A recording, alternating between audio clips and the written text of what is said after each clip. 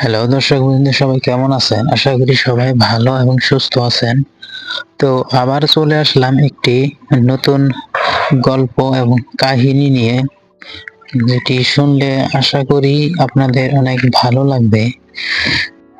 তো আজকের গল্পটি হচ্ছে একটি অসহায় এতিম বাস ড্রাইভারকে নিয়ে, যার কিনা পৃথিবীতে কেউ ছিল না। সে 15 বছর পার হয়ে মাত্র 16-17 বছর পড়ছে। এই সময় সে কি করে একটা পরীর দেখা পায় এবং তার সাথে প্রেম হয় এবং তাকে সে ভালোবেসে ফেলে, এবং তাকে সে কিভাবে পায় সেই ঘটনা বিস্তারিত জানতে পারবেন আজকের এই রোমাঞ্চকর সুন্দর গল্পটিতে। আশা করি সবারই গল্পটি ভালো লাগবে। গল্পটি হচ্ছে বাংলাদেশেরই এক সত্য ঘটনা। গল্পটি একজন পাঠিয়েছে আমাকে, তো যেভাবে পাঠিয়েছে আমি ঠিক সেইভাবে গল্পটি আপনাদেরকে পড়ে শোনাবো। তো চলুন শুরু করি আজকের ঘটনা। গল্পটি রাকিব নামের একটি ছেলের সঙ্গে ঘটে ঘটনাটি। তো সে ছোট থেকেই, মানে তার বাবা তাকে জন্ম দিয়েই মারা যায়, এবং সে তার কয়েক বছর পর তার মার কাছে মানুষ হয়। কয়েক বছর পর তার মাও মারা যায়। মানে ছোট থাকতে সে বাবা মার আদর পায়নি, তো দুইজনই মারা গেছে তাকে এতিম একা করে রেখে। তার একটা বৃদ্ধ দাদি ছিল, তার দাদি তাকে ছোট থেকে মানুষ করে এবং দাদির কাছে সে বড় হয়, এবং সমস্ত কাজ সব দাদি তাকে শিখাতো, কিন্তু তার কপালে সেটিও ছিল না। বেশ কয়েক বছর পর দাদিও তার মারা যায় এবং সে হয়ে পড়ে একদম এতিম। তার এখন পৃথিবীতে আপন বলতে সে একা নিজেই, কারণ তার মা বাবা আগে চলে গেছে। তারপরে একটা শুধু ছিল একজন দাদি, সে দাদিও তাকে রেখে চলে গেছে। যে জায়গায় যাওয়ার কথা সে জায়গায় চলে গেছে। এখন আপন বলতে তার কিচ্ছু নেই, কেউ নেই। তো সে ছিল তার বাবা মার একমাত্র ছেলে। আর কোনো সন্তান আদি কোনো কিচ্ছু ছিল না, ভাই বোন ছিল না, একা ছিল। তো সে অনেক কষ্ট করে বড় হয় এবং মানুষ হয়। তো তার তখন 16 কিংবা 17 বছর হয়। তখন সে কি করবে না করবে কোনো কিছু বুঝতে পারতেছে না। তার মনে একটাই ছিল যে বড় হয়ে সে বড় লোক হবে এবং অনেক টাকা পয়সা কামাবে, এবং এত কষ্ট করার পর বড় হয়ে সে অনেক টাকা পয়সা কামাবে, যাতে এরকম কষ্ট যাতে তার সে যদি বিয়ে করে, তার যে সন্তানাদি হবে তাদের জন্য এরকম কষ্ট না হয়। সেটাই মনে মনে চিন্তা করে যে এত কষ্ট করে সে চলতেছে, কিন্তু তার সন্তানগুলো যাতে এরকম কষ্ট করে চলতে না হয় তাদের। সে যদি বেঁচে নাও থাকে তথাপি যেন তারা ভালোভাবে সুস্থভাবে, মানে তার মতন কষ্ট করে তাদের চলতে না হয়, ভালোভাবে যাতে চলতে পারে। তো সেটা ভেবে সে আর কি নিজে নিজে প্রতিজ্ঞা করে সে অনেক টাকা পয়সার মালিক হবে এবং অনেক বড় লোক হবে। সে না থাকলেও যাতে এরকম কষ্ট খবর না হয় তার যেগুলো সন্তানাদি হবে তাদের। তো সেটা ভেবে তখন গ্রাম থেকে শহরে চলে আসে। তো আসার পর সেখানে ছোটকাচাটকি ছোট মোটো অনেক কাজ করে এবং ছোট্ট একটা বাড়িতে বাসা ভাড়া নিয়ে থাকা শুরু করে। অল্প স্বল্প কামাই করতো, সেটা দিয়ে তার নিজের কোনো মতে চলে যেত। কিন্তু তার তো ইচ্ছা অনেক বড় লোক হবে, বেশি কামাই করবে। তো এখন যেগুলো করতেছে সেগুলো তো মানে টাকা জমাতে পারতেছে না। তো সেগুলোর কাজ চলে যায়। তো এগুলো করে তো বড়লোক হওয়া যাবে না, খালি নিজে ঠিক মতো চলতে পারবে, খেতে পারবে, কিন্তু তার ছিল যে আরো বড় কোনো কিছু একটা করতে হবে, না হলে তো সে সেরকম টাকা জমাতে পারবে না এবং বড়লোক হতে পারবে না। তার ইচ্ছা এরকম যে তার বড়লোক হতেই হবে, এত কষ্ট ওর যতই কষ্ট হোক না কেন সে কামাই করবে, টাকা কামাবে এবং বড়লোক হবে। তার মনের ভিতরে এতখানি একটা হয়ে গেছে, ক্ষত হয়েছে যে বড়লোক না হলে সে ক্ষত যেন ভালো হবে না, সেরকম একটা অবস্থা। তো সেখানেই মানে তার পরিচিত একজন ভাই ছিল। তো সে বলতেছে, আচ্ছা তোর যদি এত টাকা কামাতে ইচ্ছা করে তুই তাহলে এক কাজ কর, তুই গাড়ি চালা, গাড়ি, তো গাড়িতে অনেক কামাই। কারণ গাড়িতে হেল্পার আর ড্রাইভারের সব থেকে মালিকের থেকে বেশি কামাই হয়। তার উপরি আয় তো আছেই। তো সেগুলো তুই যদি করিস তাহলে অনেক টাকা ইনকাম করতে পারবি। তুই যেগুলো করতেছে ভালো, কিন্তু এগুলো তো তোর টাকা আয় দিতেছে না। তার জন্য তুই গাড়ি চালা, গাড়ি যদি চালাস, বাস চালা, তো সেগুলো চালালে তুই টাকা বেশি বেশি ইনকাম করতে পারবি এবং টাকা অনেক জমাতে পারবি। তোর তো টাকার বেশি দরকার, তুই সেটা করতে পারিস। তখন সে বললো কি, না আর গাড়ি ঘোড়া তো সেরকম ভালো লাগে না, তো গাড়ি ঘোড়া কি চালাবো। তো সে তাকে তখন বলতে লাগলো, যদি বেশি টাকা কামাতে চাস তাহলে আমি তো তোকে বলেই দিছি, তুই যদি টাকা বেশি কামাতে চাস তাহলে তুই গাড়ি চালা, আর যদি বস না আমার অল্প খুশি, আমি অল্প কাজ করব, তাহলে তুই এগুলো করতে পারিস, এটা কোনো ব্যাপার না। কারণ আমি তোকে বললাম, এখন তোর ব্যাপার, তুই করবি সেটা তুই জানিস। তোর যদি মনে হয় না বেশি টাকা কামাতে হবে, তুই বড় লোক হতে চাস, তাহলে তোর তো আর কোনো সংসার নেই, তুই একা আর কত খাবি আর কত কি করবি। তুই খেয়ে দিয়ে অনেক টাকা ইনকাম করতে পারবি, জমাতে পারবি। তো অতএব তুই যদি গাড়ি চালাস বল, আমি তোকে ঢুকিয়ে দেবো সে গাড়িতে, তুই নিশ্চিন্তায় গাড়ি চালাতে পারবি এবং অনেক টাকা ইনকাম করতে পারবি। এখন দেখ, তুই যদি রাজি থাকস তাহলে আমাকে বল, আমি তোকে ব্যবস্থা করে দেবো। আর যদি না করিস তো সেটা তোর ব্যাপার, তুই এখন দেখ। তো সেরকম ভাবে তাকে বোঝাতে লাগলো। এবং তখন রাকিব তখন ভেবে অল্প দেখলো যে না, অল্প কষ্ট হলেও সেটা কোনো বিষয় না, ঠিক আছে। সে রাজি হলো এবং তাকে বললো, আচ্ছা ঠিক আছে, দেখ তাহলে যদি ভালো হয় সেরকম তাহলে করব। তখন তার ভাইটা বলতে লাগলো, ভালো হয় দেখবো মানে কি, তুই কিছুদিন গাড়ি থাক, তোর এমনিতে মন বসে যাবে। কারণ তুই যখন টাকা হাতাবি এমনিতে তোর ভালো লাগবে, কারণ এখানে অল্প স্বল্প হাতাচ্ছিস, তখন ওখানে অ্যাক্টিভে তুই একদিনে তুই হাজার হাজার টাকা হাতাতে পারবি, তখন তোর টাকায় তোর এমনিতে মন বসে যাবে। কারণ টাকা থাকলে আজকাল কি না হয়, টাকা থাকলে সবকিছু হয়। সুতরাং তুই নিশ্চিন্তায় থাক, তুই এই কাজটা কর, দেখ তোর লাইফ কষ্ট সব ঘুষে যাবে তোর, তখন আর কোনো প্রবলেম হবে না। সে তখন বললো, আচ্ছা ঠিক আছে, তাহলে তুই তাহলে আমাকে এরকম ভাবে সবকিছুই করে দে, আমি গাড়ি চালাবো, ঠিক আছে। তো তারপর তো সে গাড়ি করানো সবকিছু, সমস্ত কিছু আমাকে সেখানে ঢুকিয়ে দেয় এবং ড্রাইভারটাও ভালো ছিল, যে আমাকে ভালোভাবে মোটামুটি সহযোগিতা করতো ড্রাইভিং শেখার জন্য। তো আমাকে সে মোটামুটি ততদিন আমি মোটামুটি বেশ কিছুদিন পর গাড়ি চালা মোটামুটি শিখে যাই। তো আমি প্রত্যেক দিন সকালবেলা 5টায় উঠতাম, উঠে গাড়ি নিয়ে গ্যারেজ থেকে বের করে নিয়ে আসতাম এবং সেখান থেকে ড্রাইভার এবং আমি দুজন মিলে একদম ভাড়ায় চলে যেতাম। সেরকম ভাবেই চলতেছিল আমার জীবন। টাকা পয়সা প্রথমে ড্রাইভার ছিলাম না, হেল্পার ছিলাম। তো মোটামুটি টাকা পয়সা এমনি যে আমি কামাই করতাম তার থেকে 2-3 গুণ বেশি ছিল। যদিও হেল্পার হিসেবে কাজ করতাম, কিন্তু তথাপি টাকা পয়সা অনেক ছিল। এবং সে ড্রাইভার আমাকে বলতো, যদি ড্রাইভার ভালো করে শিখতে পারিস এবং তাহলে তো টাকা পয়সার হবে না, যদি টাকা পয়সা কামাতে চাস তাহলে ভালো করে ড্রাইভারি শিখতে হবে। তো সেই জন্য আমি ড্রাইভারটা আরো মনোযোগ দিয়ে ভালোভাবে শিখতাম। তো সেদিনও আমি সকালবেলা ঘুম থেকে উঠে মোটামুটি চা খেয়ে, চা আমি বাড়িতে বানাতাম, চা বানাইয়া চা খেয়ে তো আমি চলে আসি উস্তাদের বাড়িতে। সেখান থেকে ওস্তাদকে নিয়ে চলে যাই ভাড়াতে।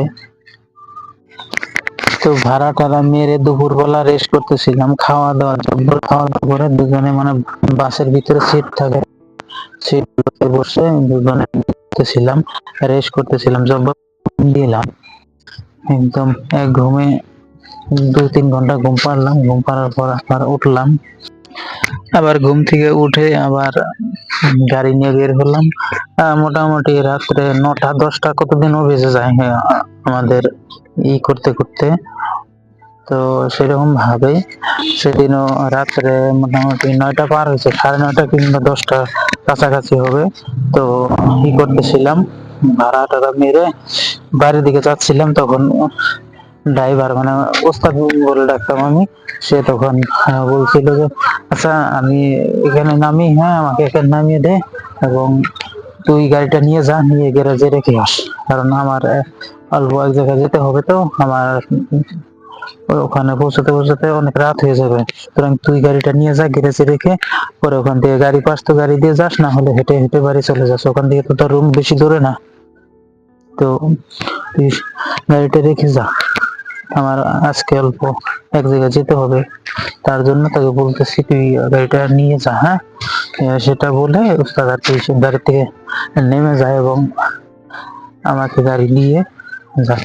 তো আমিও বললাম আচ্ছা ঠিক আছে তাহলে কালকে তাহলে দেখা হবে, আসি এখন, এটা বলে গাড়ি আমার কাছে দিয়ে সে চলে যায় সেখান থেকে এবং আমিও গাড়িটা নিয়ে গ্যারেজে যাওয়ার জন্য গাড়ি ড্রাইভিং করতে থাকি।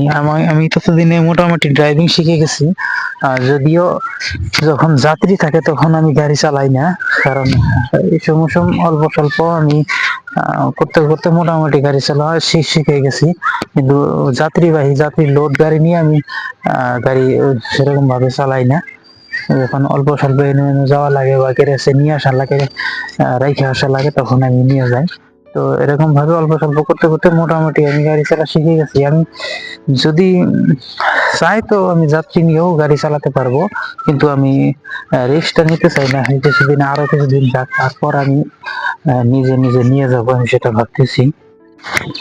তো সেরকম ভাবে আমি গাড়ি নিয়ে তখন রওনা দিলাম এবং কিছুক্ষণ পর আমি গাড়িটা গ্যারেজে রেখে আসলাম। গ্যারেজে রেখে আসার পর আমি তখন রাত তখন 10:30টার মতন বেজে গেছে। তখন তো আর সেরকম ভাবে গাড়ি পাওয়া যাবে না আমাদের ওখানে, মানে রুমে যাওয়ার জন্য। তো আমি তখন হেঁটে হেঁটেই যাচ্ছিলাম, মোটামুটি 10 মিনিট হাঁটলে আমি আমার রুমে পৌঁছে যাব। বেশি একটা দূরে না, 1 কিলোমিটার মতো হবে এরকম আপ ডাউন। তো যখন আমি হেঁটে যাচ্ছিলাম তখন ভাবলাম কালকে তো শুক্রবার, কালকে তো বন্ধ, গাড়ি টাড়ি এরকম চালাতে হবে না, শুক্রবার করে আমরা গাড়ি চালাতাম না। শুক্রবার নামাজ হয়, তার জন্য আমরা ওই দিন রেস্ট করতাম। তো আমি ভাবলাম কালকে তো এরকম এত তাড়াতাড়ি ঘুম থেকে উঠতে হবে না, তো সেরকম ভাবে ভাবলাম রাত অল্প বেশি হলে কোনো ব্যাপার না আর কি। তো এটা ভেবে পাশে মানে বাড়ির কাছাকাছি আসছি, তো সেখানে একটা দোকান ছিল, সেই দোকানে ভাবলাম যে এখন চাটা খেয়ে যাই, যেহেতু রাত হয়েছে। তো চাটা খেয়ে আমি বাড়ির দিকে যাবো আর কি, সেটা ভাবছিলাম। তো সেই ভাবে আমি সেই দোকানে গেলাম। দোকানে যাওয়ার পরে দেখলাম মানুষজন নেই, 3-4 জন দোকানের ভিতরে আছে। তো আমি সেখানে গেলাম, যাওয়ার পর চা খেলাম, চাটা খেয়ে আবার কিছুক্ষণ পর মানুষজন সেরকম নেই, 2-3টা ছেলে ছিল, তারা একা একাই কথা বলতেছে। তো আমি আর কোনো কিছু করলাম না, খেয়ে দিয়ে তারপরে কিছুক্ষণ পর সেখান থেকে আবার বেরিয়ে গেলাম রুমে যাওয়ার জন্য। রুম মালিকটা ভালো আছিল এবং আমাকেও খারাপ বলেনি, ভালোই বলছে, কারণ সেখানে মানে রুমটা যেহেতু সেরকম শহরের মাঝে না, আর সেখানে কোনো আমার কোনো টাইম বেঁধে দিছিল না যে 10টার সময় বা 11টার সময় এ সময় আসতেই হবে, না হলে গেট বন্ধ করে রাখবে, সেরকম কোনো অপশন ছিল না। তার জন্য আমার অল্প অসুবিধা হয়েছিল এবং বাড়ি যেতে যেতে আমার 11টা বেজে গেল। তো আমি তখন বাড়ি যাইনি, বাড়ি 11টা বেজে যাবে আর কি, আমি সেটা ভাবছি যে এখান থেকে আর বেশি টাইম লাগবে না, 5 মিনিট হয়তো লাগবে বাড়ি যেতে। যদি আমি এমনি নর্মাল ভাবে যাই তো স্পিড গেলে 2-3 মিনিটের ভিতরে বাড়ি পৌঁছে যাবো। তো বাড়ির কাছাকাছি আছি এখন, আর আমার এরকম কোনো plan নেই। তো দোকান থেকে বেরিয়ে কিছুক্ষণ হাঁটার পর অনেক কুয়াশার মতন হয়ে আছে সেখান দিয়ে যখন আমি যাচ্ছিলাম, তখনই হঠাৎ করে দেখি কি যেন একটা সামনে দিয়ে দেখতে পাচ্ছিলাম কি যেন একটা পড়ে আছে। তো আমি ভাবলাম কি করে আছে এত রাত্রে এখানে, সেটি ভেবে আমি এগিয়ে গেলাম তখন ওই জিনিসটার দিকে, মানে কি করে আছে সেটা দেখার জন্য। তো যখন আমি এগিয়ে যেতে লাগলাম, এগিয়ে যাওয়ার পর সামনে যখন গেলাম জিনিসটা দেখতে পেলাম, তখন একটি মেয়ে মানুষ শুয়ে আছে রাস্তার এক সাইডে। তো আমি তখন ভাবলাম হঠাৎ করে এত রাত্রে মেয়ে কোথা থেকে এলো। তো আমি যখন তার একদম সামনে গিয়ে কাছ থেকে একদম তার সামনে গিয়ে দেখলাম, তার চেহারার দিকে তাকিয়ে তো আমি হা হয়ে গেলাম, কারণ এত সুন্দর মেয়ে তো আমি জিন্দিগিতে কোথাও দেখিনি। এত সুন্দর গায়ের রং, সাদা ধবধবা একটা পোশাক ছিল, সেই পোশাকের মধ্যে এরকম মুক্তার মতন কি অনেকগুলো জল করতেছিল, এবং গায়ে হাতে পায়ে অলংকার দিয়ে ভরা এত সুন্দর মেয়ে, এবং অলংকারে ভরা মেয়ে, গতর অলংকারে একদম ভরা। তো সেগুলো আমি দেখে অবাক হয়ে তাকিয়ে রইলাম। গায়ের রং একদম দুধে আলতা, চোখ দুটো একদম টানা টানা হরিণের চোখের মতন, এত সুন্দর দেখা যাচ্ছে তাকে। সেগুলো দেখে তো আমি এত বিমর্ষিত হয়ে গেলাম যে এত সুন্দর মেয়ে হতে পারে নাকি। আল্লাহ মনে হয় এটাকে একদম নিজের হাতে যত্ন করে করছে, এত সুন্দর লাগছিল তাকে দেখে, আমার মনটা একদম ভরে গেল। তো তখন আমি নিজেকে হারিয়ে ফেলছি তার চেহারার দিকে তাকিয়ে থেকে। তো কিছুক্ষণ পর আমি এদিকে দিকে দেখতে লাগলাম কাউকে খুঁজে পাই কিনা। আমি তখন কাউকে ডাকার জন্য করলাম, অল্প চেষ্টা করলাম কেউ কে আছেন এখানে, এরকম ভাবে 2-3 বার বলতে লাগলাম এবং মেয়েটিকে জাগাতে লাগলাম।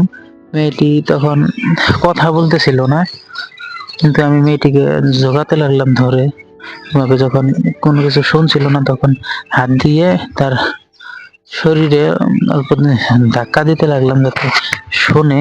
মনে হয় অজ্ঞান হয়ে পড়ে আছে নাকি অচেতন হয়ে পড়ে আছে সেটা বুঝতে পারতেছিলাম না, যে এত রাত্রিবেলা একটি সুন্দরী মেয়ে এখানে পড়ে আছে। পোকাটে ছেলে পেলের তো অভাব নেই, তারাই কোনো কিছু করে এরকম ভাবে ফেলে রেখে গেছে নাকি। কিন্তু মেয়েটির গায়ে তো কোনো চিহ্ন দাগ দুগ দেখতে পেলাম না, কারণ তারা তো কোনো কিছু করলে কোনো কিছু তো থাকবে, চিহ্ন তো থাকবে না, সেগুলো কোনো কিছু নাই মেয়েটির শরীরে, আমি দেখতে পেলাম না।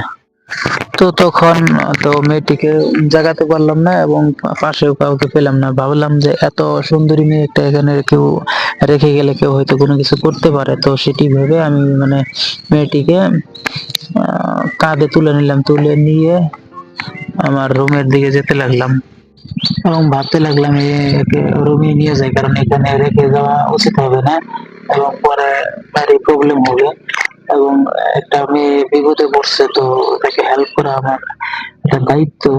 তো তখন মেয়েটিকে কি করলাম, কাঁধে তুলে নিয়ে তাকে নিয়ে চলে যেতে লাগলাম, কিন্তু মেয়েটির শরীর এত নরম ছিল যে আমি তাকে যখন ধরলাম মনে হয় যে পঞ্চ আছে না, পঞ্চ, সেরকম পঞ্চের মতো নরম। মনে হয় যে শরীরে টাচ করার লগে লগে হাত যেন তার শরীরের ভিতরে ঢুকে যাচ্ছে, এরকম একটা অবস্থা। তো আমি আর সেরকম কোনো কিছু না ভেবে তাকে নিয়ে চলে আসলাম আমার বাড়িতে, মানে রুমে। আমার তো বাড়ি না, আমি ভাড়া থাকি, সেখানে চলে আসলাম। চলে এসে আমার বিছানায় শুইয়ে দিলাম। শুইয়ে দেওয়ার পর তো নিয়ে মানে কিছুক্ষণ পর আমি করলাম, একটা অল্প পানি নিয়ে আসলাম। পানি নিয়ে এসে মেয়েটির চোখে মুখে অল্প ছিটিয়ে দিলাম। যখন ছিটিয়ে দিব তখন কিছুক্ষণ পর মেয়েটি ধপ করে বিছানা থেকে উঠে বসলো, বসে আমার গলায় চিপে ধরলো, একদম চিপে ধরে বললো, তুই কেন আমাকে এখানে নিয়ে আসছিস, কি জন্য নিয়ে আসছিস, আমি এখানে কেন, সেটি আমাকে বলতে লাগলো। তখন আমি অল্প মানে কোনো মতে মেয়েটির হাত থেকে ছুটে অল্প দূরে গিয়ে দাঁড়িয়ে রইলাম, এবং আমি দেখতে পেলাম যে মেয়েটির শরীর থেকে তখন কিবা একটা আলো, মনে হয় ঝিকমিক করতেছে, এরকম একটা আলো বেরোচ্ছে। এবং দেখতে পেলাম কিছুক্ষণ পর মেয়েটা আলো যেরকম সুইচ দিলে আলো নিভে যায় এবং সুইচ অফ করলে এরকম হয় না, সেরকম একটা অবস্থা, মানে ধাপত করে অদৃশ্য হয়ে আবার দৃশ্যমান হচ্ছে, এরকম একটা অবস্থা দেখে আমি তো ভয় পেয়ে গেলাম আরো। তো আমি তখন সেটা দেখে অনেক ভয় পেয়ে গেলাম, এবং ভয় পাওয়ার পরে মানে আমার ওখানে আরেকটা রুম ছিল, আমি এক দৌড়ে সেই রুমে গিয়ে দরজা দিয়ে সেখানে শুয়ে পড়লাম, এবং সেখানেই রাত্রিবেলা ছিলাম। পরের দিন যেহেতু শুক্রবার ছিল, তো সেখানে মানে সেই রুমের দরজা আমি বন্ধ করে দিয়ে আসছিলাম, আমি যে রুমে আসলাম সেই রুমের দরজা আমি বন্ধ করে রাখলাম আর কি। তো রাখার পর আমি বেশ কিছুক্ষণ সেটি নিয়ে চিন্তা ভাবনা করে তারপর শুয়ে পড়লাম আর কি। যেহেতু পরের দিন শুক্রবার, তো সকালবেলা উঠতে হবে না, তো আমি মোটামুটি 9টা 9:30টার দিকে ঘুম থেকে উঠলাম।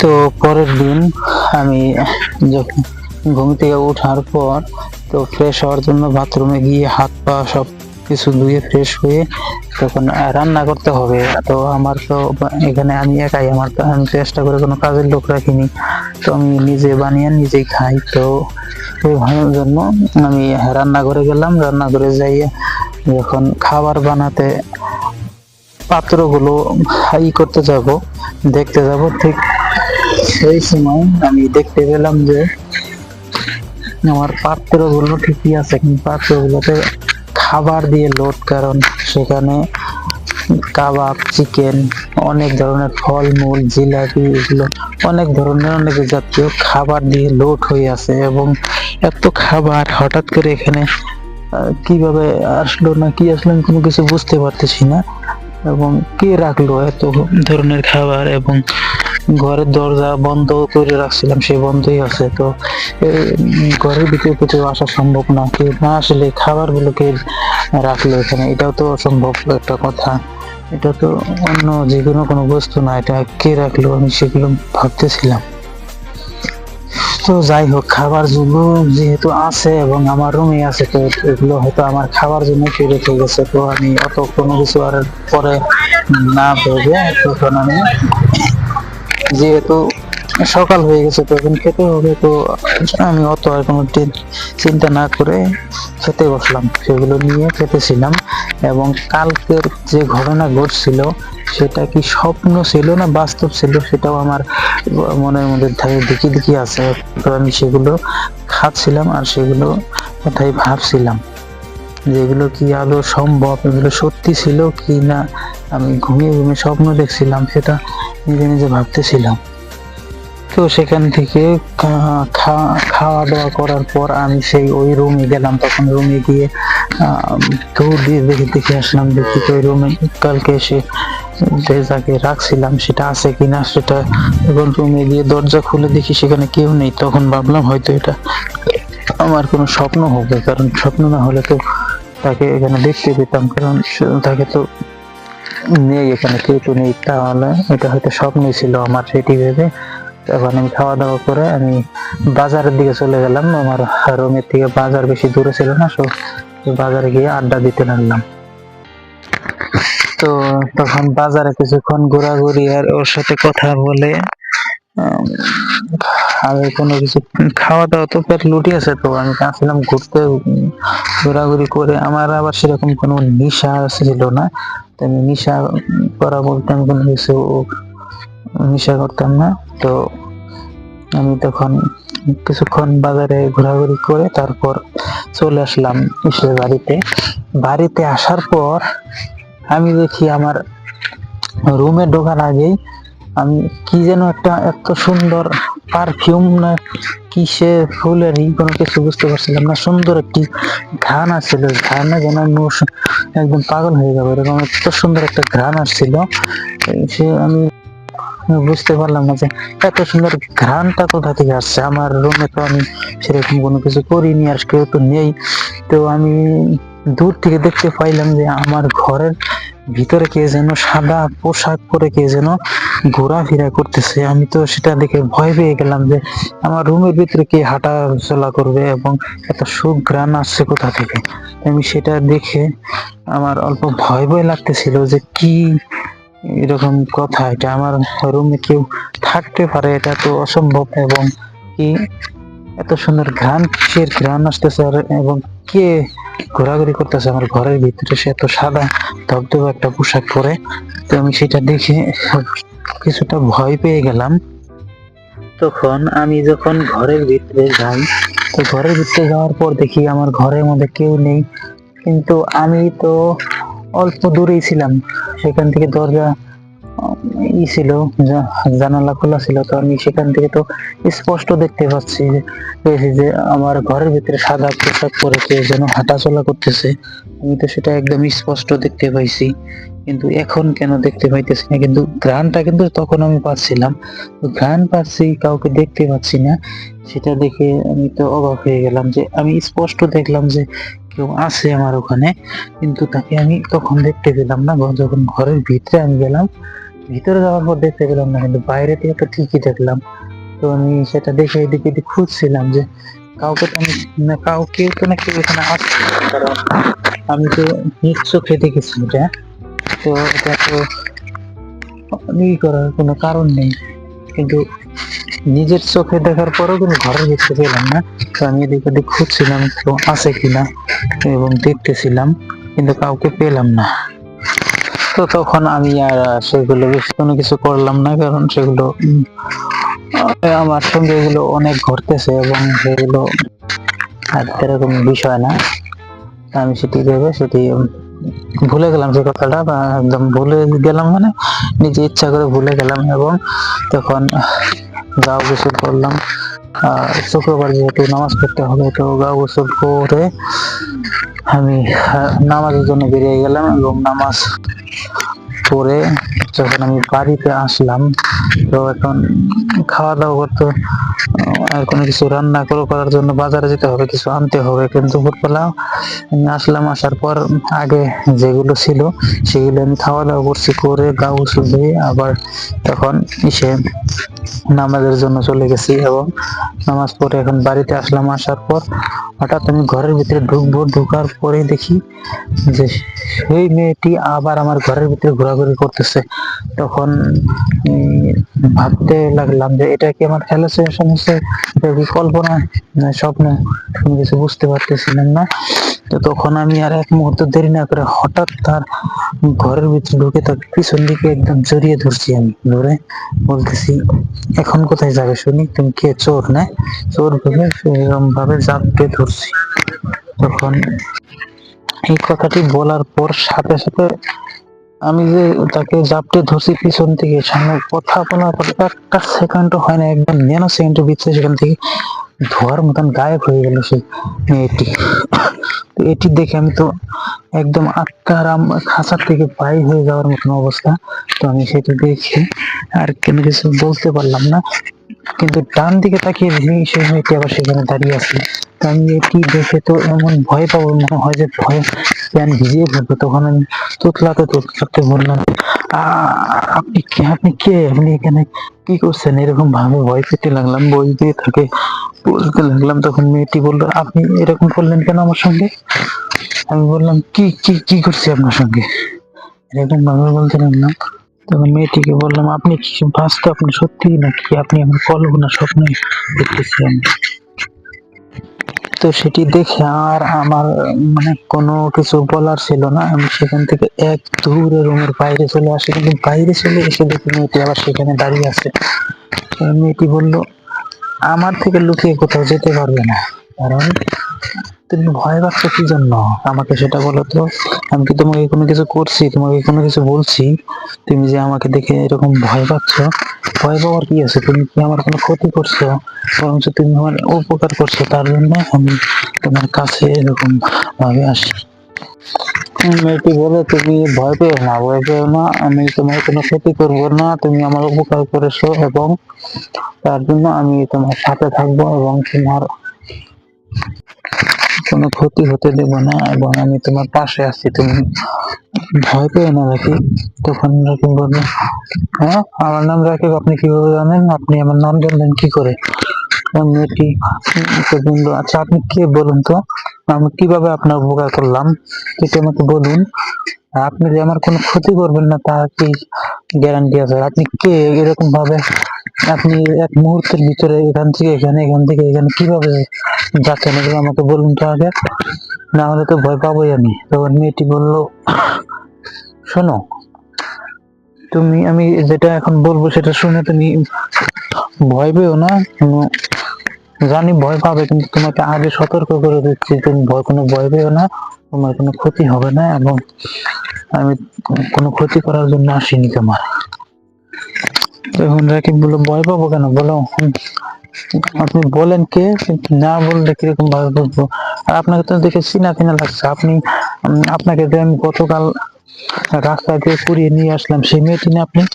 তখন তখন পরি মেয়েটি বললো, হ্যাঁ আমি সেই মেয়েটি।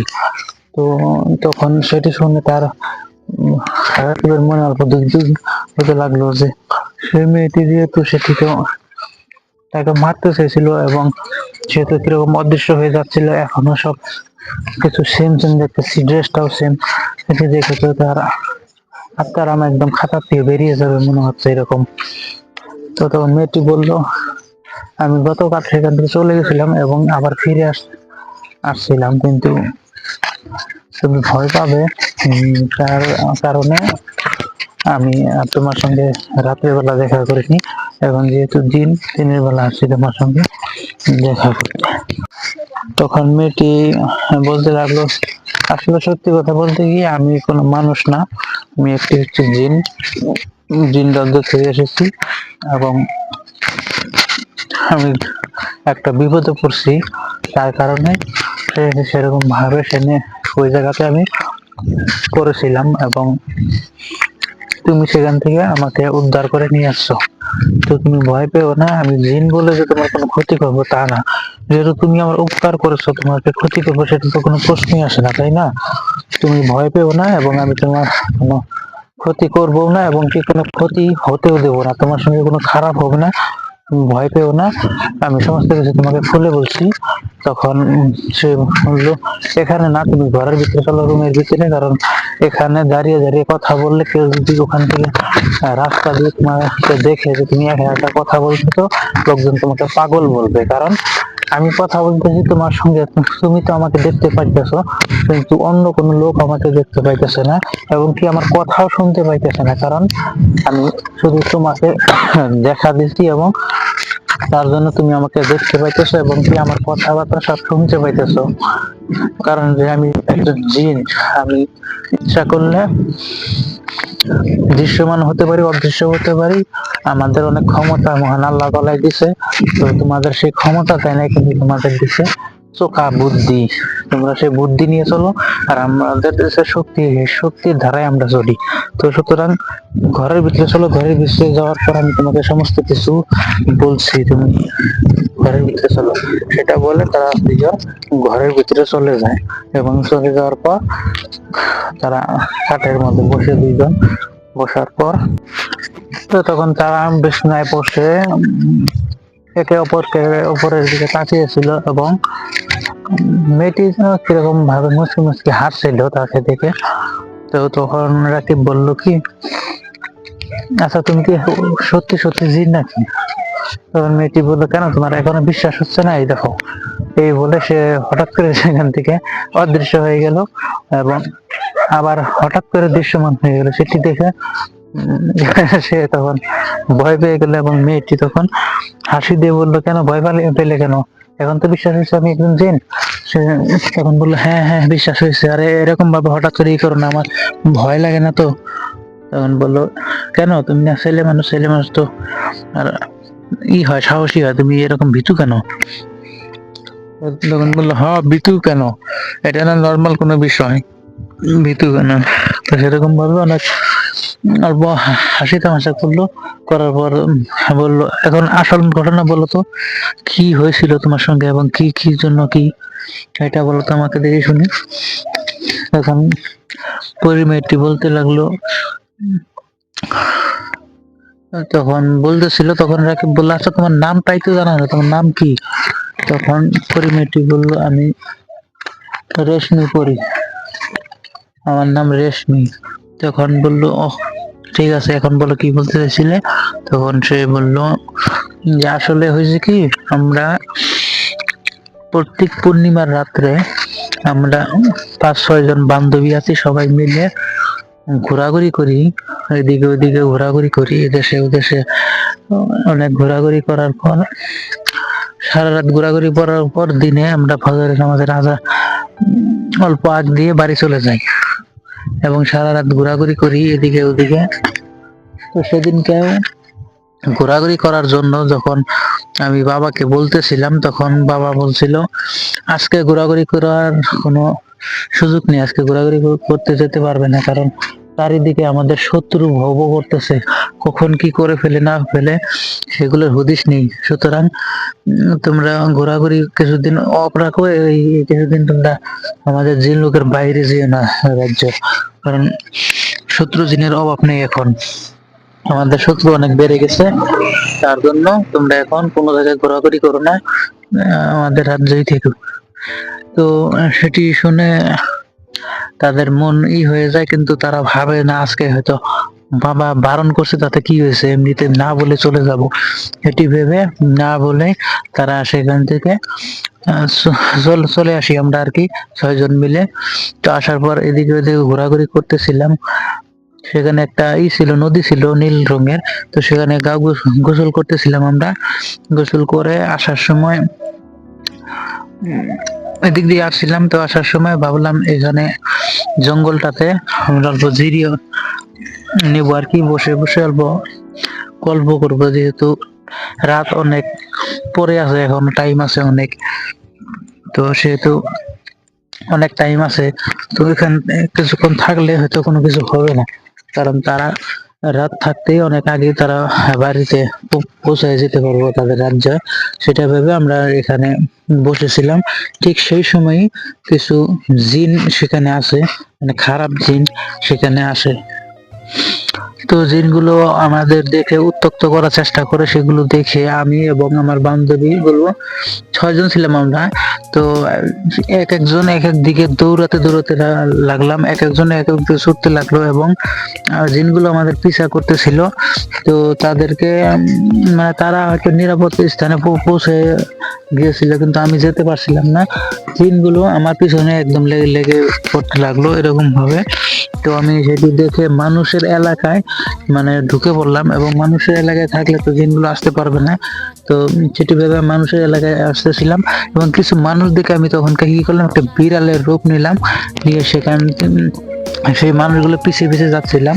তো কিছুক্ষণ হাঁটার পর ভাবলাম নিরাপদ স্থানে হয়তো পৌঁছে গেছি, এখানে হয়তো কোনো বিপদ আপদ হবে না, সেটি ভেবে আমি মানুষদের পিছনে যেতে লাগলাম। তখন কিছু কুকুর আমাকে তাড়া করছিল, তো কুকুরগুলো আমাকে দেখে কিরকম যেন একটা ঘেউ ঘেউ শব্দ করছিল, বুঝতে পারছিলাম আমি যে অন্য প্রাণীরা হয়তো আমাদেরকে দেখতে পায়, তার জন্য এরকম করতেছে যে আমি একটা জিন, সে কুকুরগুলো বুঝতে পারছে এরকম ভাবে ঘেউ ঘেউ করতেছিল। তো সেটি দেখে আমিও দৌড়ে দৌড়ে যাচ্ছিলাম, কিন্তু হঠাৎ করে কিসের সঙ্গে একদম ঠ্যাং লেগে ধাপাত করে পরে আমি উস্তাকে পড়ে যাই সেখানে অচেতন হয়ে পড়ি, সেরকম অচেতন অবস্থা আর কি। আমি অল্প অল্প দেখতে পাইতেছিলাম, কিন্তু সেরকম ভাবে কিছুক্ষণ থাকার পর সেখানে পড়ে যাই, এবং সেখানে কিছুক্ষণ পড়েছিলাম, কিন্তু বেশ কিছুক্ষণ পর হয়তো তুমি আসো, সেখানে অত একটা টাইম হয়নি, কারণ বেশি টাইম হলে হয়তো অন্য মানুষের কবলে পড়তাম, কিন্তু বেশি টাইম হয়নি, যেহেতু তুমি কিছুক্ষণ পর হয়তো তুমি আসো আমার পাশে, এবং তুমি এসে আমাকে সেখান থেকে উদ্ধার করে নিয়ে আসো, এটাই হচ্ছে তুমি আমার উপকার করেছো, এবং তোমার জন্য হয়তো আমি আজকে এই জায়গাতে সুস্থ ভাবে আছি, কারণ সেখানে তুমি যদি না এসে অন্য একটা বগাটে মানুষও থাকতো, সে হয়তো আমাকে বেজ্জতি করতো বা কোনো অনিষ্টি হয়ে যেত, যে কোনো একটা হতো, কারণ তুমি যেহেতু কোনো কিছু করোনি, তুমি মায়া এবং দয়া করে আমাকে তোমার রুমে নিয়ে এসে এরকম করেছো, এবং হয়তো তুমি ভয় না পেলে হয়তো আমাকে আরো সেবা সুস্থ করতে, এটা আমি ভালো করে বুঝতে পারছি, তুমি একটা ভালো মানুষ। তো তারপর তো তুমি কি করছো সবকিছু জানো, এখন তো আর কোনো কিছু বলার নেই। তো যখন আমি অচেতন হয়ে পড়েছিলাম, তারপর যখন আমার জ্ঞান আসে, তো তখন হঠাৎ করে আমি দেখি অপরিচিত একটা রুম, এবং আমার সামনে তুমি, তার জন্য আমি তোমাকে গলায় সেরকম ভাবে ধরছিলাম, কারণ আমি তখন তো আর জানতাম না যে তুমি আমাকে উপকার করছো, কিন্তু তুমি উম, নিজে এরকম ভাবে করে নিয়ে আসছো আমাকে, আমি তো সেটা জানতাম না।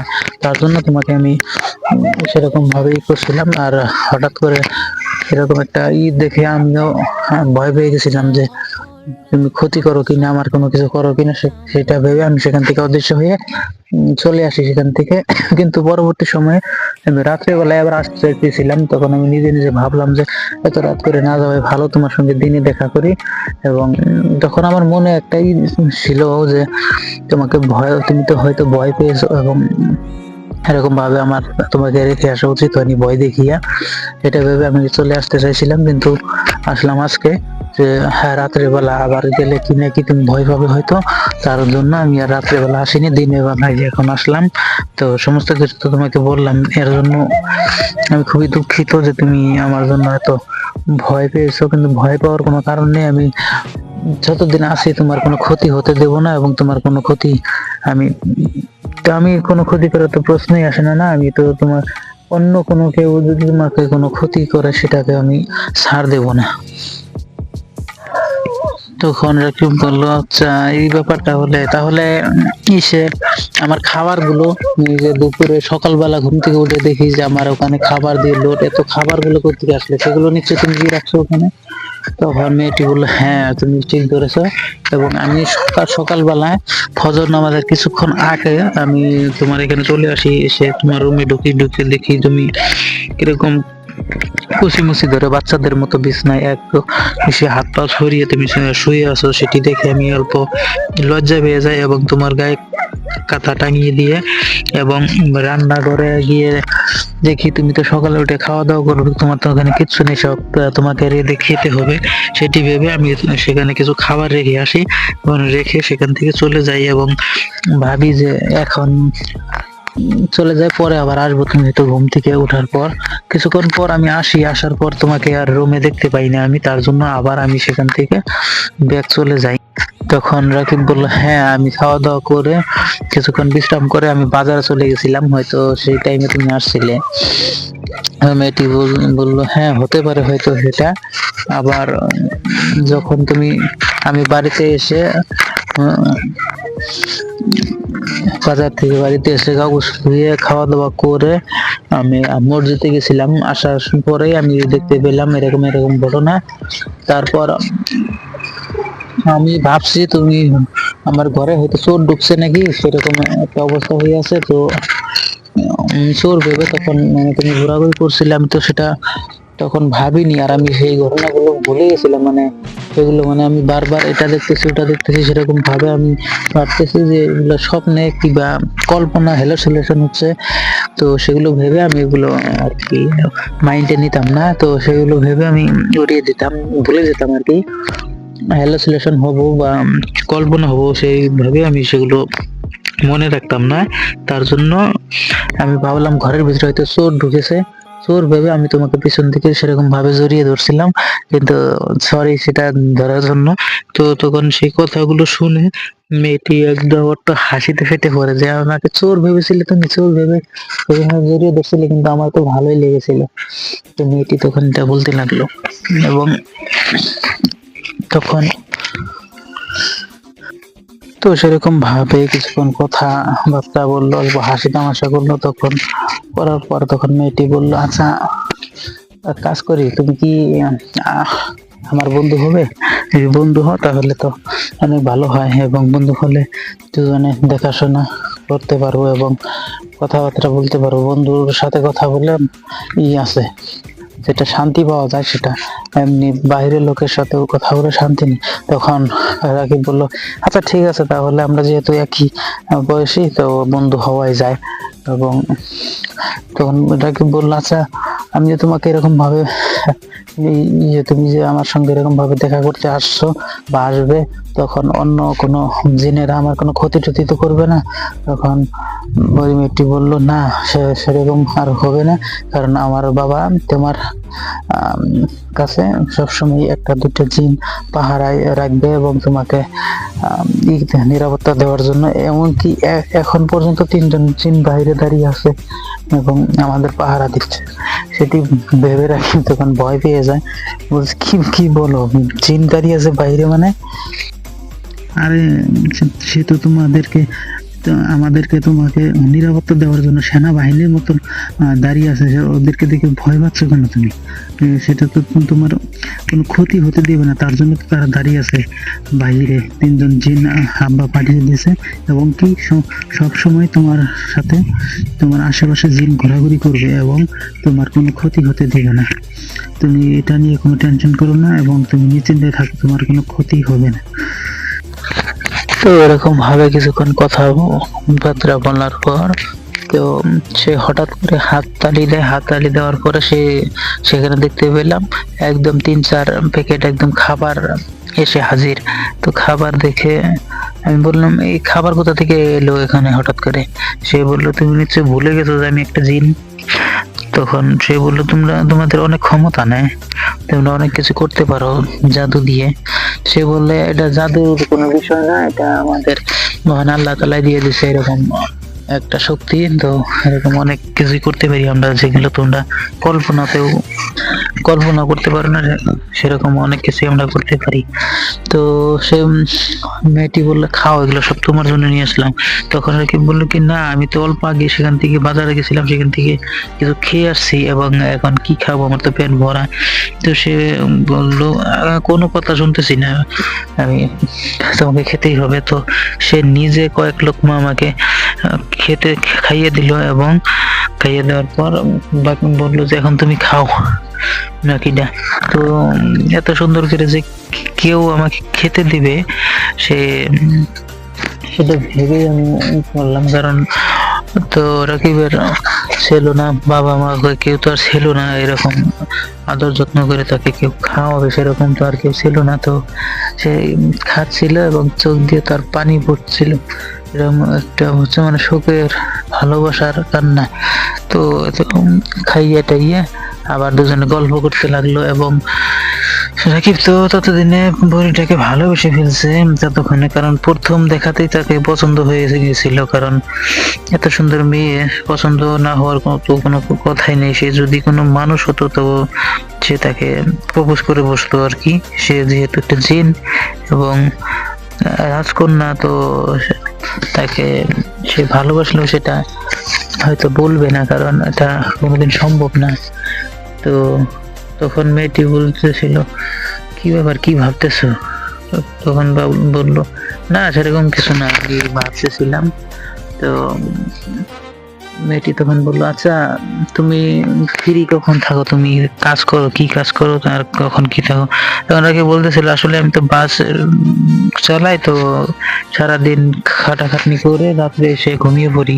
তো আমি ফ্রি মতলব যখন আমি বাসটা রেখে বাড়িতে আসি তখন 10-15 মিনিট টাইম লাগে, সেই সময় তুমি আমার সাথে দেখা করতে আসতে পারো, এবং তখন হয়তো কথা বলে বলে দুজনে হেঁটে হেঁটে আসতে পারবো, তখন ভালো হবে। সেই মেয়েটি বললো, আচ্ছা ঠিক আছে, তাহলে আমি তোমাকে কালকে রাত্রে আবার আসবো। হ্যাঁ, আজকে রাতে তাহলে ঘুমাও, কালকে রাতে হয়তো এসে তোমার সঙ্গে গল্প করবো, এবং আস্তে আস্তে গল্প করতে করতে আসবো। তুমি তাহলে এখন ঘুমাও, আবার কালকে দেখা হবে তাহলে। আর তুমি কোনো টেনশন করো না, আর আমরা তো এখন বন্ধু, এখন তো তুমি আমাকে আর ভয় পাবে না, এখন তুমি কোনো কিছু নিয়ে ভয় পেও না, এবং তোমার কেউ কোনো ক্ষতি করতে পারবে না। এবং তুমি খাওয়া দাওয়া হলো, এখন আর কোনো কিছু না করে তুমি ঘুমিয়ে পড়ো, আমি আবার তাহলে কালকে আসবো, এসে তোমার সঙ্গে কথা বলবো। হ্যাঁ, সেটা বলে মেয়েটি সেখান থেকে চলে যাওয়ার আগে বললো, তুমি আর কখনো খাওয়া দাওয়ার নিয়ে টেনশন করো না, সেগুলো তুমি আর কখনো রান্না বাড়া করো না, তোমার খাবার অটোমেটিকলি তোমার ঘরে পৌঁছে যাবে, তুমি সেগুলো খাবে, ঠিক আছে? তো তখন রাকিব বললো, আরে এগুলো তোমার করার কি দরকার, আমি তো রাখতে পারি, আমি রেঁধে খেতে পারবো। তখন মেয়েটি বললো, না না, কোনো কথা শুনছি না, তুমি কোনো খাবার রান্না করতে হবে না তোমার, প্রত্যেকদিন তুমি এসে দেখবে, আর যাওয়ার সময়ও তুমি দুপুরে হয়তো বাড়ি থাকো না, দুপুরটা তুমি বুঝে নেবে, কিন্তু রাত্রেবেলা সকালবেলা তুমি তোমার রুমে অটোমেটিকলি আমাদের জিন আছে, তারা তোমার এখানে খাবার দিয়ে যাবে, তুমি সেগুলো খাবে, ঠিক আছে? তো আরো কিছুক্ষণ কথা বলে মেয়েটি তখন চলে গেল। চলে যাওয়ার পর তখন আমার আর কি করার, আমি তো বললাম, সে তো শুনবেই না, সে খাবার পাঠিয়ে দিবে। এবং পরের দিন সকালবেলা সত্যি যখন ঘুম থেকে উঠলাম, ওঠার পর সত্যি দেখি আমার আবার আগের খাবারগুলো নেই, সেগুলো আমি তো পুরোটা খেয়ে শেষ করিনি, তো সেই খাবারগুলো নেই সেখানে দেখলাম, এবং নতুন করে আবার খাবার রেখে গেছে। কে রাখছে তো সেটি আমি ভালো করে জানি কে রাখছে এটা। তো ওরাই তো জিন টিন দিয়ে সেখানে খাবার রেখে গেছে। আর ঘরের দরজা যেহেতু বন্ধ ছিল, তারা তো জিন, তারা বন্ধ থাকলে কি খোলা থাকলে কি তাদের তো আর কোনো কিছু লাগে না প্রবেশ করতে, তো তারাই রেখে গেছে। তো সেইভাবে আমি খাওয়া দাওয়া করে ফ্রেশ হয়ে খাওয়া দাওয়া করে আবার সকালে উঠছি না, তখন উঠে আবার গাড়ি নিয়ে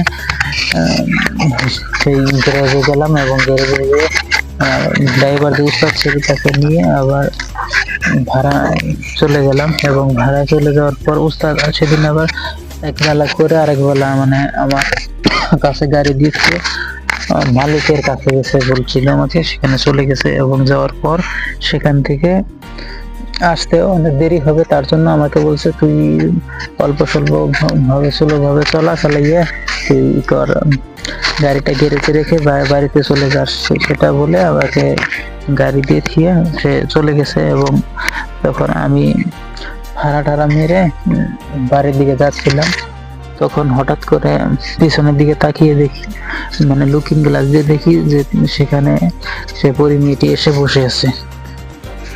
তখন আমি তাকে দেখে বললাম, তুমি এখানে, তুমি হঠাৎ করে এখানে কোথায় থেকে আসলে, আর তুমি কিভাবে জানলে যে আমি এখানে আসি তুমি গাড়ি নিয়ে, আর গাড়ির ভিতরে যে লোকজন নেই তুমি কিভাবে জানলে?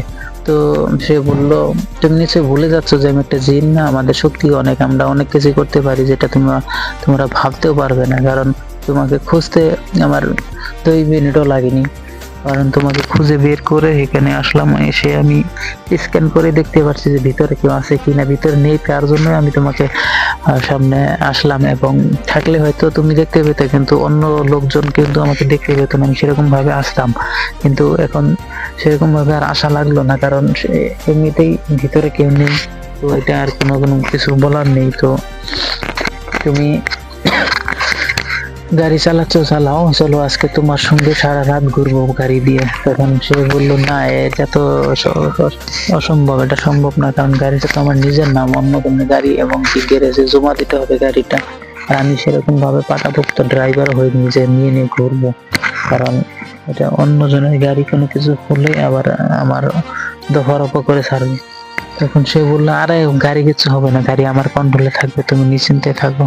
তো তার কাছাকাছি এসে বসে সে তখন কি করলো, গাড়িটা গাড়িটা মনে হাওয়ায় ভাসতেছে এরকম একটা অবস্থা, কিন্তু গাড়ি রাস্তায় চলতেছে না, গাড়ি মনে হয় যে উপর দিয়ে হাওয়ায় ভেসে যাচ্ছে, এরকম একটা ফিল হচ্ছিল আমার, যে উড়ার একটা ফিল থাকে না, সেরকম একটা ফিল হচ্ছিল, সে কোনো ঝুঁকি কোনো কিচ্ছু নেই, কিন্তু গাড়ি চলতেছে, কিন্তু গাড়ি যে রাস্তা দিয়ে চলতেছে না সেটা আমি ঠিকভাবে বুঝতে পারতেছিলাম, কারণ সেখানে ব্রেক ছেড়ে গিয়ার ছেড়ে কোনো কিছু খাটছিল না, কিন্তু গাড়ি এগিয়ে যাচ্ছিল।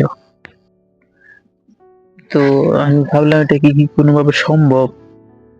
তো পরিমিতি বললে এটা সবই সম্ভব, অসম্ভবের কোনো কিছু নেই। তো কিছুক্ষণ পর দেখতে লাগলাম সামন দিকে কি বা কুয়াশার মতন কি বা একটা সাদা ফকফকে কুয়াশার ঘিরে রাখছে, এরকম একটা জায়গার ভিতরে ঢুকে পড়লাম। লাহে উপর দিকে উঠতে লাগলাম। তখন অনেকটা ভয় পেয়ে বললাম যে এটা আবার কুয়াশার থেকে আসলাম না, কোথায় আসলাম? সে বলে, এগুলো কুয়াশা না, এগুলো সব মেঘ এরকম আচ্ছন্ন হয়ে আছে, এবং আমরা মাটির থেকে এখন অনেক উঁচুতে আছি। এবং সেটি বলার পর সাথে সাথে বললো, কি বলছো তুমি এগুলো? এই বাসটা যদি এখন এখান থেকে পড়ে যায়, তো পড়ে গেলে মালিক তো আমার একদম আস্ত রাখবে না, একদম ঘোরা করে ফেলবে, কারণ বাসটা এখান থেকে পড়ে গেলে আর বাসটা থাকবে না, সেটা ভেঙে গুঁড়ো হয়ে যাবে। সেটি তো আমি ভালোভাবে বুঝতে পারতেছি, এবং আমি সবাই মারা যাবো তো এখানে বাসটা পড়ে গেলে। তখন বলতেছিল, আরে বোকা নাকি তুমি, এরকম ভাবে বলতেছো? আমরা জিন জাতি, বাসের নিচে একদম 15-16 জন জিন আমাদের বাসটা এরকম ভাবে উড়িয়ে নিয়ে যাচ্ছে, পড়বে কেন? এগুলো আমাদের কাছে কিছু না, এগুলো স্বাভাবিক ব্যাপার আমাদের কাছে। তোমার হয়তো শুনতে লাগতেছে, কিন্তু এগুলো আমাদের কাছে কিছু না। তুমি চুপ করে বসো তো, শান্তি হলে বসে সামনে কি এগুলো অনুভব করো, ফিল করো, একটা ভালো লাগবে তোমার। তো সেগুলো বলতেছিল, কিন্তু তার মনে তে অল্প ভয় ভয় লাগতেছিল। সে তো জীবনে আসমানে ওরা তো দূরের কথা, হেলিকপ্টার সামন দিয়ে বাস্তবে দেখিনি। আর সে আকাশে উঠতেছে, এখন তার তো একটাই হবে, ভয় তো করবেই। তার জন্য সে এরকম ভাবে বলতেছিল। তো সেরকম ভাবে যেতে লাগলাম, হ্যাঁ, উড়ে উড়ে আসমানের উপর থেকে উড়ে উড়ে যেতে লাগলাম, এবং দেখতে পেলাম যে মানে অন্য কোনো জায়গায় চলে আসছি, মানে আমাদের পৃথিবী ছেড়ে, যে তাদের জিন রাজ্যে চলে আসছি, মর্তলোক ছেড়ে। তো আসার পর নিচের দিকে তাকিয়ে দেখলাম অনেক জিন বাচ্চারা উড়াউড়ি ঘোরাঘুরি করতেছে, এত সুন্দর করে খেলতেছে। সেগুলো দেখে আমার মন ভরে গেল। এবং বেশ কিছুক্ষণ যাওয়ার পর আমি দেখতে পেলাম বাসটা অন্য আরেক দিকে মোড় নিল। নেওয়ার পর এমন একটা জায়গায় গেল, সেই জায়গা দেখে তো আমি একদম অবাক হয়ে গেলাম। এত সুন্দর উপর থেকে জায়গাটা দেখা যাইতেছিল, এটা দেখে আমি একদম স্থগিত হয়ে গেলাম, কারণ অনেক ভালো লাগছিল জায়গাটা দেখে। তো জায়গাটা দেখে অনেক ভালো লাগছিল বিধায় আমি বললাম, এটা কোন জায়গা, এত সুন্দর জায়গা তো আমি জীবনে কোথাও কখনো দেখিনি। সে বললো, জীবনে কোথাও কিভাবে দেখবে, এটা তো তোমাদের পৃথিবী না, এটা আমাদের জিন রাজ্য। এবং আর কিছুক্ষণ যাওয়ার পর বাসটা যখন নামালো, নামিয়ে আমরা বাসটা থেকে বের হয়ে আসলাম, এবং কি তখন দেখতে পেলাম যে 16 জন জিন আমাদের বাসটাকে উড়িয়ে নিয়ে আসছিল। তখন আমি শিওর হলাম যে এটা কখনো পড়বে না, আর তাদের গায়ে অনেক শক্তি আছে। তো তখন আমি আর কোনো কিছু কথা বাড়লাম না সেটা নিয়ে। তখন দেখতে পেলাম সুন্দর একটি লেকের পার, সেখানে এত সুন্দর ঝর্ণার ঝিরঝির করে পানি পড়তেছে এবং চিকমিক করতেছে পানিগুলো, এত সুন্দর লাগছিল দেখে। তো আমি তখন বললাম, এত সুন্দর জায়গা হতে পারে, এটা তো আমার কল্পনাও করতে পারিনি আমি। সেগুলো বলতে লাগলাম। সে বললো, এগুলো সব আমাদের রাজ্যে সম্ভব, এগুলো তোমাদের ওখানে নেই। তার জন্য তুমি আগে হয়তো দেখোনি কোথাও, তার জন্য তুমি এগুলো বলতেছিলে, কিন্তু আমরা এগুলো দেখে অভ্যস্ত, এগুলো আমাদের কাছে কোনো কিছু না। তো সে বললো, এখানে আজকে আমরা তোমাকে নিয়ে এসেছি পিকনিক করার জন্য। তো এখন এখানে ঘোরাফেরা করব, খাওয়া দাওয়া করব, এখানে এখানে গোসল করব, গোসল করে বাড়ি চলে যাব। কিন্তু আমার একটা বিষয়, আমাকে যখন ওখান থেকে নিয়ে আসলো, তখন হলো আমার ওখানে রাত্রে মোটামুটি 10টা বেজে গেছে। তখন আমাদের ওখানে রাত আছিল, কিন্তু এখানে আসার পর সেখানে দেখি দিন হয়ে আছে, মানে রাত নেই। সূর্য দেখা যাইতেছে আকাশে, একদম চিকচিকা। সবকিছু যেদিকে তাকাই সেদিকে একদম সবকিছু যেন ঝিলমিল করে, একদম সোনার মতন সব চকচকা বস্তু, এগুলো সব দেখতেছিল। ঘুরে ঘুরে সব দেখতেছিলাম। তখন উম, তো সে আসলো, আসার পর বললো এরকম এরকম কথা, কিন্তু আজকে কিন্তু তোমার এখান থেকে যাওয়া হচ্ছে না। যেতে যেতে আহ, তোমাকে একদম শেষ রাতে নিয়ে নামিয়ে আসবো। এখানে কিন্তু আমরা আজকে পিকনিক করব। তো ওতে তোমার আজকে এখানে থাকতে হবে রাত্রে। তোমাকে রাত্রে দিন হওয়ার কিছু মুহূর্ত আগে তোমার বাস সহ তোমাকে সেখানে রেখে আসা হবে। আজকে নিয়ে আসছি ঘোরার জন্য, তো আজকে সারা রাত ঘুরবো এবং মজা করবো সবাই মিলে এখানে, ঠিক আছে? তখন রহিম বলল, আচ্ছা ঠিক আছে, কিন্তু আমার কিন্তু সকালবেলা আবার গাড়ি নিয়ে বের হতে হবে, সেটা ভেবে রেখো। তখন বলল, আরে সেটা নিয়ে তোমার কোনো টেনশন করতে হবে না, ঠিক টাইম মতো তোমাকে সেখানে রেখে আসবো, তুমি নিশ্চিন্তে থাকো। এবং বলো, তো তখন চুপচাপ থেকে কিছুক্ষণ পর মেয়েটি তাকে জিজ্ঞাসা করলো, আচ্ছা তোমার বাড়িতে কে কে আছে, এবং বাড়ির বিষয়ে কি সবকিছু বলো তো আমাকে। তখন বললাম, বাড়ি বলতে বাড়িই নেই, আমি এখানে ভাড়া থাকি, এবং আমার বাবা মা ভাই বোন কোনো কিছু নেই, আমি একা, এবং আমি এই বাসটাই চালাই, এটাই আমার উপার্জনের একমাত্র রাস্তা। তো সেটি শুনে পরি মেয়েটা মনটা অল্প খারাপ হয়ে গেল, এবং সে বলল, আচ্ছা তোমার অনেক কষ্ট না, তুমি অনেক কষ্ট করে হয়তো মানুষ হয়েছো, অনেক কষ্ট করে তুমি কাম করো। আচ্ছা তোমাকে যদি আমি একটা গাড়ি কিনে দিই, তুমি নেবে, তুমি গাড়ি চালাবে? তখন বললো, আমি তো নিজে হেল্পারগিরি করি, আমি একদম পুরোপুরি ড্রাইভার হইনি, তো আমি কিভাবে গাড়ি চালাবো? তখন মেয়েটি বললো, আচ্ছা ঠিক আছে, তাহলে তোমাকে অন্য একটা কোনো কিছু করে দেবো আমি, যদি গাড়ি না চালাও তুমি, ঠিক আছে? এরকম ভাবে অন্য আর বেশ কিছুক্ষণ আলাপ চালা কথা বলার পর, তো ওই মেয়েটি হঠাৎ করে তার চোখের দিকে তাকিয়ে বলে, আচ্ছা তোমাকে একটা কথা বলি। তখন বলে, হ্যাঁ বলো। তোমাকে কি আমি বারণ করছি কথা বলতে? তো তখন পরিণীতি বলে, আচ্ছা তুমি আমার চোখের দিকে তাকাও তো। তখন সে বলল, হ্যাঁ তাকালাম, বলো এখন। সে বললো, তুমি কি দেখতে পাইতেছো আমার চোখের দিকে তাকিয়ে বলো তো। সে তখন বলতে লাগলো, কি দেখবো, তোমার এই যে নীল কালারের চোখ এবং একদম সবুজ কালারের তোমার চোখের মনি, সেগুলি দেখতে পাচ্ছি। তখন সে বলল, আরে বুদ্ধু, তুমি কি বোকা নাকি? তুমি কি কোনো কিছু বুঝতে পারতেছো না?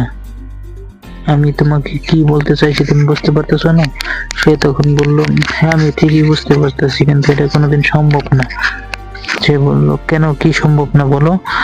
সে বলল যে, প্রেম ভালোবাসা এগুলো কোনদিন সম্ভব, আর তুমি এক জাতি আমি এক জাতি, এবং তুমি হলে অনেক বড় ঘরের একজন জিন, তোমার সঙ্গে আমার এটা যায় না, এবং এগুলো তোমার বাবা কোনোদিন মেনেও নেবে না, কারণ এটা কোনোদিন সম্ভব হবে? তুমি বলো। সেগুলোর বিষয়ে আমি দেখবো।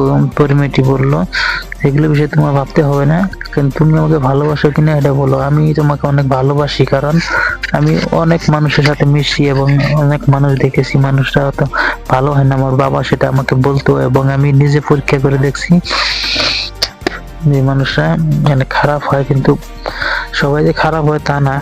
সবাই খারাপ হলে তুমি এত নিশ্চয় খারাপ হতে, তুমি এত সৎ একটা ছেলে, ভালো একটা মানুষ, কারণ তুমি আমাকে এত উপকার করছো, ভালো না হলে তো করতে না।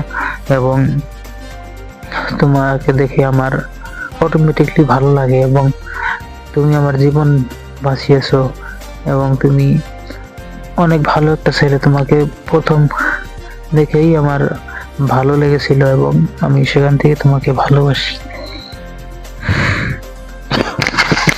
তো সেগুলো বলার পর সে আমাকে বলল, আচ্ছা তুমি আমাকে ভালোবাসো কিনা সেটা বলো। ওগুলো বিষয় তোমার ভাবতে না চললো চলবে, কারণ ওগুলো তোমার ভাবার বিষয় না, দরকার নেই, কি করা লাগে আমি করব। তুমি আমাকে ভালোবাসো কিনা সেটা বললো। তখন এরা কি বললো, হ্যাঁ আমি তো তোমাকে ভালোবাসি। সেটা বললে আমি অনেক অনেক ভালোবাসি তোমাকে, সেটা বললে কিন্তু আর কোনো কিন্তু নেই। সেটা বলে সে আর কি একদম একদম জড়িয়ে ধরে তাকে কিস করতে লাগলো, এবং কিস করতে করতে তারা একদম দুজন মিলে সেই লেকের পাড়ে বসেছিল, সেখান থেকে একদম পানিতে লাফ দিল, লাফ দিয়ে সেখানে দুজন পারাপারি করতে লাগলো, এবং এত স্বচ্ছ পানি ছিল যে পানির ভিতরে কি আছে না আছে সবকিছু দেখা যাচ্ছিল। এত সুন্দর মুহূর্ত একটা, আর এত সুন্দর আবহাওয়া জায়গা দেখে তাদের এমনিতেই একটা রোমান্টিক ফিল আসছিল। তো সেইভাবে তারা সেই ইটা উপলব্ধি করতে লাগলো, এনজয় করতে লাগলো। তো সেখানে কিছুক্ষণ পারাপারি গোসল টোসল করার পর জিন মেয়েটি তাকে একটা প্যাকেট দিল, প্যাকেটের ভিতরে জামা ছিল, সেই জামা পরে সে যখন মানে একদম চকচকা পানিতে, একদম সুন্দর পানিতে সুন্দর জামা পরে, গোসল করে জামা পরে যখন রেডি হলো, রেডি হয়ে সে নিজেকে দেখে যেন নিজে চিনতে পারতেছে না, এত সুন্দর লাগছিল, রাজপুত্রের মতন লাগছিল তাকে। কারণ সে তো জীবনে কখনো এরকম কাপড় চোপড়, দামি কাপড় চোপড়ই পরে নিয়ে, এরকম কাপড় তো দূরের কথা। তো সেগুলো পরে যখন আয়নার সামনে দাঁড়ায় ছিল, তো তখন নিজেকে দেখে নিজে চিনতে পারতেছিল না, এত সুন্দর লাগছিল তাকে। তো তখন মেয়েটি কেউ দেখলো, সেও একটা এত সুন্দর শাড়ি পরে তার সামনে দাঁড়িয়ে আছে, তাকেও দেখে তার চোখ যেন পড়ছে না, এরকম ভাবে তাকিয়েছিল। তো তখন মেয়েটি বললো, কি দেখছো এরকম ভাবে তাকিয়ে? সে বললো, তোমাকে তোমাকে অনেক সুন্দর লাগছে। এটি শুনে মেয়েটি লজ্জা পেল, এবং তাকেও বললো, তোমাকেও অনেক সুন্দর লাগছে, একদম রাজপুত্রের মতো দেখাচ্ছে তোমাকে। সে বললো, আরে না, আমি যে গরিব মানুষ, আমাদের চেহারা যে চেহারা। সে বললো, না তোমাকে অনেক সুন্দর লাগছে। এটি বলে তারা খাবার নিয়ে এসেছিল, সেখানে বসে খাওয়া দাওয়া করলো। খাওয়া দাওয়া করে বাসের মধ্যে তারা ঘুমিয়ে পড়লো, এবং কিছুক্ষণ পর সে ঘুম থেকে জেগে উঠছে, উঠে দেখে যে সে তার বাড়িতে শুয়ে আছে, এবং ঘরের ভিতরে, রুমের ভিতরে শুয়ে আছে। সে হঠাৎ করে চেতন পেয়ে দেখে তার বাড়িতে সে শুয়ে আছে। তো সকালবেলা চিল্লাচিল্লিতে রাকিবের ঘুম ভেঙে যাওয়ার পর সে দেখে বাইরে থেকে চিল্লাচিল্লি করতেছে এবং দরজা ধাকাচ্ছে। তো সে সেখান থেকে উঠে যাওয়ার পর সে দেখে যে গাড়ির মালিক এবং ড্রাইভার দুজনে সেখানে তাকে ডাকতেছে এবং বলতেছে 10টা বেজে গেল, তুই এখনো ঘুম পাড়তেছিস, কি করতেছিস, গাড়ি নিয়ে বের হতে হবে না নাকি? এরকম ভাবে তাকে বকাঝকা করতে লাগলো এবং কি বললো, গাড়ি কোথায় রাখছিস, গাড়ি খুঁজে পাচ্ছি না, এবং চাবি কোথায়, চাবি নিয়ে কোথায় গিয়েছিস, গাড়ি কোথাও তুই বেঁচে আসছিস নাকি কোথাও হারিয়ে আসছিস, এরকম ভাবে বকাঝকা করতে লাগলো এবং কি বকতে বকতে তার গালে একটা সজোরে থাপ্পড় মেরে বললো, তোর চাকরি আজকের থেকে একদম না, তোর চাকরি আজকের থেকে ধরে বাই করে দিলাম, চাকরির থেকে অন্য ছেলে রাখবো, তোকে রাখবো না। এতদিন কাজ করার পরে একটা দিন অল্প উল্লি খুশি নেওয়ায় তার সঙ্গে এরকম খারাপ ব্যবহার করলো। মানে সে বলল চাবি খুঁজতে লাগলো, সে এদিক ওদিক খোঁজার পর দেখে তার পকেটে চাবি, তো চাবি তাদেরকে দিয়ে চাইলো, তারা চাবি নেবে না, চাবি না, তুই চলো আমাদের সঙ্গে, ওখানে বাস কোথায় রাখছি, গাড়ি কোথায় রাখছি, গাড়ি দেখিয়ে দে আমাদের। সে বললো, নেন চাবি নিয়ে যান, দেখি গাড়ি ওখানে আছে, গ্যারেজে গিয়ে দেখেন। তো সে তারা তাদেরকে টেনে শেষরে সেখানে নিয়ে গেল, যাওয়ার পর গাড়ি খুঁজতে লাগলো, কিন্তু গাড়ি পেলো না, কিন্তু হঠাৎ করে এক কোণার দিকে তাকিয়ে দেখে যে বাসটা সেখানে রেখে আসছে। তো সেখানে বাস দেখে বলতেছে, বাস তুই কিভাবে এখানে ঢুকাচ্ছিস এবং বাসে এখান থেকে কিভাবে বের করবো? তখন সে বললো, কিভাবে বের করবেন না বের করবেন সেটা তো আমার দেখার বিষয় না, আমাকে চাকরি থেকে বের করে দিয়েছেন, এখন আপনাদের গাড়ি আপনারা বুঝে নেন, কিভাবে বের করবেন, এই যে আমি চাবি দিয়ে গেলাম আপনাদেরকে। তো সেটা বলে সে সেখান থেকে চলে আসে এবং চাবি দিয়ে সে চলে আসে এবং এরকম ভাবে বকাঝকা করার পর তার চাকরিও একদম বাদ দিয়ে দিল এবং সবই করে দিল, মনটা খারাপ হয়ে গেল। কিন্তু পরের দিন যে বেকার তার গায়ে হাত তুললো এবং বকাঝকা করছে না, সেরকম সেটা ফিল জেনেরা তুলছে, তাকে এমন বেদম পিটাইছে যে 3-4 দিন সে হসপিটালে ভর্তি ছিল, এরকম ভাবে পিটাইছে। তো সেটার শোধ জেনেরাই তুলছে যে তাকে মারার ফল কি হতে পারে। তো আমি পরে শুনছিলাম বাসটা নাকি সেখান থেকে কেরেং দিয়ে একদম টেনে বের করছে, কারণ বর্ষর করে, কারণ সেখানে ঢোকানো চালাইয়ে ঢোকানো সম্ভব না এবং বার করানো সম্ভব না, কারণ জিনটা তো চালিয়ে ঢোকানে, সেখান থেকে উপর থেকে ঢুকাইছে, তো ঢুকে সেখানে রেখে গেছিল। তো তাদের শাস্তি যে তারা পেয়ে গেছে, মানে তাদেরকে মজা দেখিয়েছে, গায়ে হাত তোলা কথার কথায় সেটা বুঝিয়ে দিয়েছে। তো তারপর সে কাজ থেকে তো বের করে দিয়েছে, সেখানে আর যাবে না। তো তারপর দোকানে গেলামাল সালামাল আবি যাবি, দোকানে এখান থেকে মাল এখানে পাইকারি নিয়ে এসে আর এখানে দোকানে দিতাম, সেগুলোর কাজ ছোটখাটি করতে লাগলাম। কিছুদিন করার পর তখন মেয়েটি ওদেরকে, ওরা সব দেখলো, ওদেরকে বলা লাগলো না, ওরা কোনো একটা কাজের যেটাই করতাম মানে সেটাতেই একদম উন্নত হতো আর কি।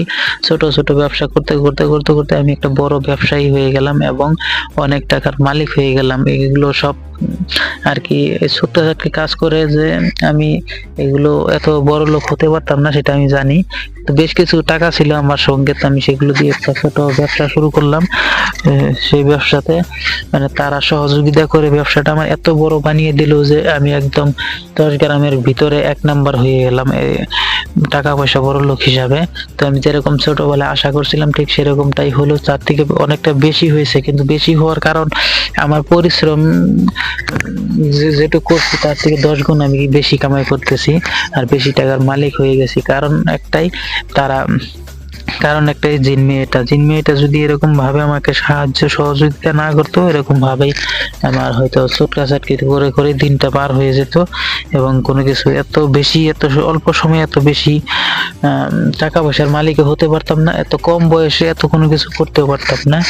তো এই সবকিছু সম্ভব হয়েছে তাদের জন্য এবং সমস্ত কিছু দেখাশোনা আবিজাবি, আমার কোনো ক্ষতি কোনো মানুষে উঁচা গলায় এখন আমার সঙ্গে কথা বলে না এবং সবাই আমাকে সম্মান দিয়ে চলে এবং বুঝতে পারছি যে টাকা পয়সা হলে কোনো কিচ্ছু আর লাগে না, সবাই সম্মান দেয়। টাকা না থাকলে আজকাল কোনো কেউ সম্মান দেয় না। তখন আমি এইটা ভালোভাবেই বুঝতে পারছিলাম যে এই আমাদের পৃথিবীতে টাকা যার কাছে আছে তার সম্মান আছে, টাকা যার কাছে নাই তার কোনো সম্মান কোনো কিচ্ছু নাই। সে এতিম হোক কিংবা পরিবারের সাথে থাকা লোক হোক, টাকা থাকলে সবাই ভালো, টাকা না থাকলে কেউ না। তো সেটা সে তখন ভালোভাবে বুঝতে পারছিল, এবং মেয়েটি না থাকলে হয়তো সে এত পর্যন্ত আসতে পারতো না, এবং এত বড় ব্যবসায়ী হতে পারতো না, এত মান সম্মানও কারো থেকে মান সম্মান পেত না। মান সম্মান কোনদিন বলে কয়ে নেওয়া যায় না। মান সম্মান এমনিতে, সম্মান ভক্তি এমনিতেই আসে, কিন্তু এখনকার যুগে সম্মান ভক্তি এমনিতে আসে না, টাকা থাকলে এমনিতেই মানুষ সম্মান ভক্তি করে। তো অতএব পরিমেয়টি একদম তার ভাগ্য রেখা একদম খুলে দিয়েছে, এবং সে এরকম ভাবেই এখনো পরিমেয়টি তার সঙ্গে আছে, এবং তাকে সেরকম ভাবেই ভালোবাসে, এবং তাদের দ্বারাই সবকিছু সম্ভব, এবং পরবর্তীতে পরিমেয়টির সাথেই তার সারা জীবন চলতেছে এরকম ভাবে, যেহেতু সে একা, তার তো আর কোনো পরিবার নেই। তো এখন পরিবার বলতে পরিমেয়টি আর সে দুজনেই, কারণ তার বাবা মাও বেঁচে নেই, তার দাদি ছিল, সেও তো তার 15-16 বছর তো রেখেই সে মারা গেছে। 17 বছর থেকে সে এরকম কষ্টের কাজ করে চালিয়ে যেতে লাগলো। এখন মোটামুটি 2 বছর পার হয়ে গেছে, তার বয়স এখন 20 চলতেছে। তো এখন পর্যন্ত সে আর কি পরিমেয়টির সঙ্গেই আছে, এবং দোয়া করবেন সবাই যাতে তারা ভালোভাবে থাকে, এবং পরবর্তীতে তারা বিয়ে করবে ভাবছে। এবং তো গল্পটি এখানেই শেষ করতেছি। গল্পটি আশা করি আপনাদের ভালো লাগছে, এবং অনেক যদি ভালো লাগে তো ভিডিওটি একটা লাইক করবেন, এবং চ্যানেলে নতুন হলে দয়া করে সাবস্ক্রাইব করে রাখবেন। তো দেখা হবে পরবর্তী কোনো ঘটনা নিয়ে। ততক্ষণ পর্যন্ত সবাই ভালো এবং সুস্থ থাকবেন, এবং আমাদের চ্যানেলের পাশে থাকবেন। আশা করি পরবর্তী গল্পতে আপনাদের পাবো, এবং এর থেকে চেষ্টা করব পরবর্তী গল্প ভালো দিতে, কারণ আমার শরীরটা আজকে বেশি ভালো নেই। সর্দি জ্বরে আবার গলার আওয়াজটা অল্প ডিফিকাল্ট শোনা যাইতেছে, আমি সেটা বুঝতে পারতেছি, কিন্তু সেটার জন্য আমি খুবই দুঃখিত। এবং দয়া করে সবাই চ্যানেলের পাশে থাকবেন। আশা করি আপনারা সহযোগিতা করলে অল্প এগিয়ে যেতে পারবো। তো এখন আমি বিদায় নিচ্ছি। আসসালামু আলাইকুম।